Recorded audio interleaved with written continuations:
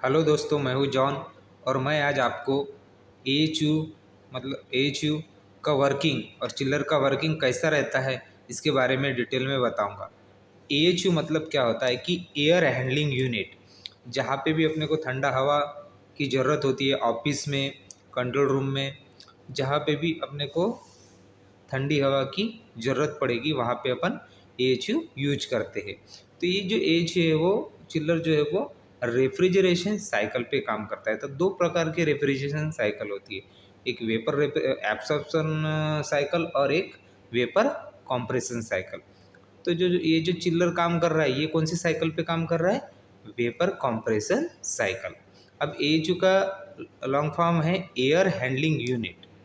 ठीक है। तो ये एयर हैंडलिंग यूनिट में क्या क्या रहता है, चिल्लर में क्या क्या रहता है और ये वेपर कंप्रेशन साइकिल कैसे काम करती है उसका डिटेल में वर्किंग अपन जानेंगे।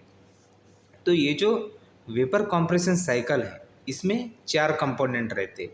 एक है कंप्रेसर, दूसरा है कंडेंसर, तीसरा है थ्रोटलिंग वाल्व और चौथा है इवेपोरेटर। ठीक है। तो ये चार कंपोनेंट है वेपर कंप्रेशन साइकिल पे जिस पे ये चिल्लर काम करता है, एयर हैंडलिंग यूनिट काम करता है। तो अपना काम है कि ठंडी हवा देना।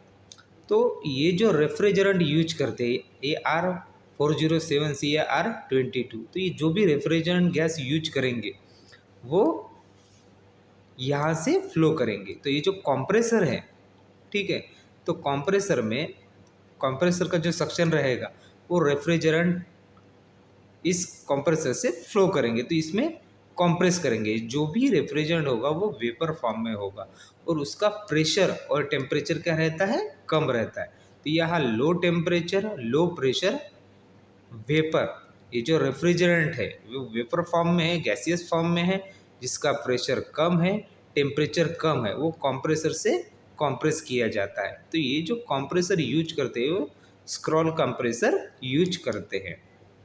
तो लो प्रेशर और लो टेम्परेचर ये जो रेफ्रिजरेंट है वेपर फॉर्म में है उसको कंप्रेस करेंगे। तो कंप्रेसर में कंप्रेस करने के बाद क्या होगा कि ये जो रेफ्रिजरेंट है उसका प्रेशर और टेम्परेचर बढ़ेगा कंप्रेस करने के बाद। तो कंप्रेसर प्रेशर इंक्रीज करेगा, प्रेशर इंक्रीज हो जाए तो उसके साथ साथ टेम्परेचर भी इंक्रीज होता है। तो ये हुआ कंप्रेसर का वर्किंग। उसके बाद ये जो रेफ्रिजरेंट है ये कहाँ जाता है? कंडेंसर में जाता है। अभी कंडेंसर का काम क्या है कि ये जो रेफ्रिजरेंट है उसका टेम्परेचर कम करना, मतलब जो वेपर फॉर्म में है रेफ्रिजरेंट उसको लिक्विड फॉर्म में कन्वर्ट करना। तो ये जो हीट ट्रांसफ़र है वो कैसे करेगा? कूलिंग वाटर से ये जो टेम्परेचर रेफ्रिजरेंट का वो कम करेगा, लिक्विड फॉर्म में लाएगा। तो अपना जो कूलिंग टावर होता है वहाँ से ये कूलिंग वाटर लेगा। तो कंडेंसर में ये जो ये जो वेपर रेफ्रिजरेंट है उसको लिक्विड फॉर्म में कन्वर्ट करेगा। तो यहाँ से कूलिंग वाटर इन होगा और कूलिंग वाटर आउटलेट जाएगा। तो इसीलिए उसको बोलेंगे कि ये एयर वाटर कूल्ड कंडेंसर है। ये जो कंडेंसर कौन सा है? Water cooled condenser. तो यहाँ से वेपर फॉर्म वाला अपना रेफ्रिजरेंट है वो अपना लिक्विड फॉर्म में मतलब कन्वर्ट हो गया, लेकिन यहाँ पे जो प्रेशर था वो कांस्टेंट था। तो यहाँ पे जो लिक्विड रेफ्रिजरेंट है ये कंडेंसर से आउटलेट हो गया। अभी ये जो लिक्विड रेफ्रिजरेंट है ये थ्रोटल वॉल से आउटलेट हो जाएगा। तो जब भी ये थ्रोटल वॉल ओपन करेंगे तो यहाँ का जो प्रेशर होगा वो रिड्यूस होगा। तो ये थ्रोटिंग वाल्व, इसको एक्सपेंशन वाल्व भी बोलते हैं। तो ये जो थ्रोटल करेंगे इसको ओपन, थोड़ा ओपन करेंगे इसको, तो क्या होगा? यहाँ का जो रेफ्रिजरेंट का प्रेशर है ये कम हो जाएगा। तो यहाँ पे प्रेशर कम हो जाएगा तो उसके साथ साथ टेम्परेचर भी कम हो जाएगा। तो ये जो लो प्रेशर और लो टेम्परेचर रेफ्रिजरेंट है ये इवेपोरेटर में आएगा। तो इस रेफ्रिजरेंट का टेम्परेचर अपने सराउंडिंग टेम्परेचर से भी कम रहेगा। तो आपको मालूम है जैसे पेट्रोल है, पेट्रोल अपन हाथ पे डालते हैं तो क्या होता है कि वो जो पेट्रोल है वो इवापरेट हो जाता है। वो जो पेट्रोल है इवापरेट होता है, लेकिन वो इवापरेट होते होते अपने हाथ को भी ठंडा करता है। मतलब अपन जब ये जो रेफ्रिजरेंट है इवेपोरेटर ट्यूब में जाएगा तो ये वेपर फॉर्म में कन्वर्ट हो जाएगा। तो लिक्विड रेफ्रिजरेंट है, ये किस में कन्वर्ट हो जाएगा? वेपर फॉर्म में हो जाएगा इवापोरेटर में। तो ये अपनी अपनी जो हीट है वो किसको देगा? मतलब इवापोरेट होने के पहले वो ठंडा करेगा। किसको करेगा? जैसे अपने हाथ को पेट्रोल ठंडा किया उस वैसे ही ये जो चिल्लर वाटर है उसको और ठंडा करेगा। कि समझो मेरा ये जो 10 डिग्री टेम्परेचर, जो 12 डिग्री टेम्परेचर आ रहा है, 12 से 15 डिग्री टेम्परेचर आ रहा है चिल्ड वाटर का, उसको और चिल्ड करेगा। मतलब ये 5 to 6 डिग्री तक या 7 डिग्री तक ये चिल्ड करेगा। तो जब भी मतलब लिक्विड रेफ्रिजरेंट इवेपोरेटर में आएगा तो वो इवेपोरेट हो जाएगा, लेकिन इवेपोरेट होने से पहले ये चिल्ड वाटर को और ठंडा करेगा। तो अपने को जो एयर हैंडलिंग यूनिट है इसका नाम ही है चिल्लर। तो मतलब ठंडी हवा देना। जब तक ये अपन पानी को ठंडा नहीं करेंगे तो हवा भी ठंडा नहीं होगा। तो मेनली अपना पर्पज है कि अपने को हवा, ठंडी हवा देने के लिए पहले पानी को भी ठंडा करना पड़ेगा। तो ये जो चिल्लर का वाटर है ये कैसे सर्कुलेट होता है मैं वो बताता हूँ। अभी वर्किंग हो गया compressor, condenser, throttling valve, evaporator. ये होता है वेपर कंप्रेशन साइकिल। तो ये सर्कुलेट होते रहता है, ये कंटिन्यूसली चालू रहता है। तो कंप्रेसर का मेन पर्पज है कि ये हाई प्रेशर और लो साइड प्रेशर में मेंटेन करने का, और ये जो लिक्विड का फ्लो प्रॉपरली होना चाहिए, ये कंप्रेसर का मेन पर्पज है। तो अपना जो चिल्ड वाटर यहाँ पे इवापोरेटर में आता है और आउटलेट होके जाता है। तो ये आने के लिए पंप की ज़रूरत होती है। तो ये चिल्लर वाटर पंप बोलते हैं, ठीक है। तो चिल्लर वाटर पंप का काम क्या है कि यहाँ से ये जो कॉइल लगे रहते एयर हैंडलिंग यूनिट में, इसको ब्लोअर बोलते हैं, ठीक है। ब्लोअर ये स्पेस रहती है, इसको बोलेंगे एयर हैंडलिंग यूनिट, ठीक है। तो यहाँ पे कॉइल रहते कॉपर के कॉइल, उसमें से ये चिल्लर वाटर जो है वो सर्कुलेट होते रहता है।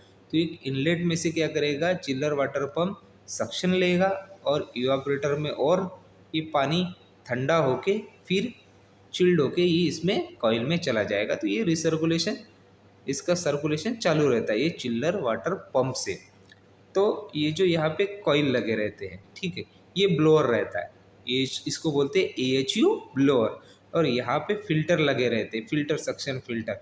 तो ये फिल्टर इसलिए रहते हैं कि जो भी अपन एयर यहाँ से सक्शन डक से सक्शन सक करेगा तो इसमें क्या है, कुछ पार्टिकल रहेंगे, वो क्या करेंगे, इसको ये फिल्टर जाम करेगा कुछ देर के बाद। तो अपने को ये फिल्टर प्रॉपरली क्लीन करना चाहिए, नहीं तो क्या है एयर का फ्लो क्या हो जाएगा, कम हो जाएगा, ठीक है। तो यहाँ से ये सक्शन डक्ट है, यहाँ से एयर इनलेट हो जाएगा फिल्टर थ्रू, और यहाँ पे कॉइल लगे है, वहाँ पे चिल्ड वाटर फ्लो हो रहा है कॉपर के कॉइल में। तो यहाँ से जब ये ब्लोअर इस कॉइल से ये हीट ट्रांसफ़र करेगा तो यहाँ पे क्या होगा, ये ठंडा एयर हो जाएगा और इससे आउटलेट होके फिर जहाँ जहाँ अपने को देना है, रूम में देना है, कंट्रोल रूम में देना है, जहाँ पे भी अपने को ठंडा करना है उसमें आप दे सकते हैं। तो एक सक्शन डक्ट रहेगा, एक डिस्चार्ज डक्ट, इसमें रहेगा फिल्टर रहेगी, ये रेगुलरली अपने को इंटररूम में क्लीन करना पड़ेगा। और यहाँ पे ब्लोअर रहेगा, ठीक है, यहाँ पे कॉइल रहेगा जहाँ पे चिल्ड वाटर का सप्लाई होगा। तो एयर हैंडलिंग यूनिट मेन है ब्लोअर है, यहाँ से सक्शन करेगा और यहाँ से डिस्चार्ज करेगा। लेकिन इसको चिल्ड कैसे करेगा, तो ये चिल्ड वाटर यहाँ से सप्लाई करेंगे तो अपना जो एयर है वो चिल्ड हो जाएगा और वही एयर अपन दे देंगे। तो AHU पैनल में अपन रूम का टेम्परेचर सेट करते हैं कि मेरे को कितने डिग्री टेम्परेचर पे सेट करना है। समझो 24 डिग्री पे सेट करना है तो उसके हिसाब से वर्किंग होगा। तो ये जो चिल्ड वाटर का इनलेट आउटलेट कितना रहता है, ये 8 डिग्री इनलेट होगा, तो ये 8 डिग्री 12 डिग्री से इनलेट होगा और 8 डिग्री आउटलेट होगा, ठीक है। तो 5 से 6 डिग्री इसका डिफरेंस रहेगा। कूलिंग वाटर 32 डिग्री से इनलेट होगा, आउटलेट में 38 निकलेगा। और जो रेफ्रिजरेंट यूज करेंगे R407 और R22। अब इसमें स्टार्टिंग इसमें कहाँ से करते हैं, तो AHU के पैनल में, इसके पैनल में ब्लोअर, चिल्लर और कूलिंग वाटर पंप, इन दोनों के वहाँ से अपन तीनों के स्टार्ट कर सकते हैं। तो पहले सबसे पहले AHU का ब्लोअर चालू कर देना, उसके बाद सर्कुलेशन पंप चालू कर दीजिए और उसके बाद चिल्लर चालू कर दीजिए। ये ऑटो में चलते रहेगा, बंद करते समय भी चिल्लर बंद कर दीजिए, फिर चिल्लर वाटर पंप बंद कर दीजिए और फिर ब्लोअर बंद कर दीजिए। आपको आपको ये सब मेंटेन करना पड़ेगा। तो ये इसमें क्या क्या प्रॉब्लम आते हैं, तो कभी कभी इसका कंप्रेसर में अगर ये गैस लीक हो रहा है तो ठीक है, तो ये प्रॉपरली कंप्रेसर काम नहीं करेगा। इसमें से 3-4 में से अगर एक भी कंप्रेसर अगर काम करना पड़, तो आपका जो कंप्रेस जो फ्लो जा रहा है रेफ्रिजरेंट का वो प्रॉपरली जा नहीं पाएगा, कंप्रेस नहीं कर पाएगा, ठीक है। तो उस एएचयू का जो पैनल है उसमें आपको ये कूलिंग चिल्ड वाटर का फ्लो भी दिखाई देगा, और उसमें टेम्परेचर कितना मेंटेन कर रहे हैं चिल्ड वाटर टेम्परेचर का वो भी दिखाई देगा, और रूम टेम्परेचर भी कितना हाई मेंटेन कर रहा है वो भी दिखाई देगा। तो इसमें समझो अगर करंट ज़्यादा लग रहा है, समझो ये कंप्रेसर है, कंप्रेसर चलाने के लिए मोटर रहेगा, तो ये पंप चलाने के लिए भी पावर लगेगा और ब्लोअर चलाने के लिए भी पावर लगेगा। तो समझो ब्लोअर में भी प्रॉब्लम होगा तो भी ये अपना ऑटो सिस्टम काम नहीं करेगा, पंप भी अगर ट्रिप हो गया तो भी ये काम नहीं करेगा, और कंप्रेसर भी अगर वर्क नहीं कर रहे बराबर तो भी काम नहीं करेगा। तो सभी सिस्टम काम करना चाहिए, ये फिल्टर प्रॉपरली चूँकि क्लीन रहना चाहिए, ये चिल्लर वाटर पंप भी चालू रहना चाहिए, इसके टेम्परेचर भी मेंटेन करना चाहिए। तो ये जो एयर हैंडलिंग यूनिट है बहुत सारे इंटरव्यू में पूछा जाता है कि एएचयू मतलब क्या होता है, चिल्लर कैसे काम करता है, तो ये वेपर एब्सॉर्प्शन साइकिल पे काम करता है। तो दोस्तों ये जो वीडियो है ये बहुत इन्फॉर्मेटिव वीडियो है, ये बहुत सारे इंटरव्यू में एएचयू के बारे में पूछा जाता है। HVAC, HVAC का भी लॉन्ग फॉर्म होता है heating ventilation and air conditioning, जो भी एसी में यूज करता है वो भी इसी तरह से काम करता है। तो दोस्तों अगर आपको ये मेरा वीडियो पसंद आ गया होगा तो लाइक कीजिए, शेयर कीजिए, सब्सक्राइब कीजिए। थैंक यू दोस्तों।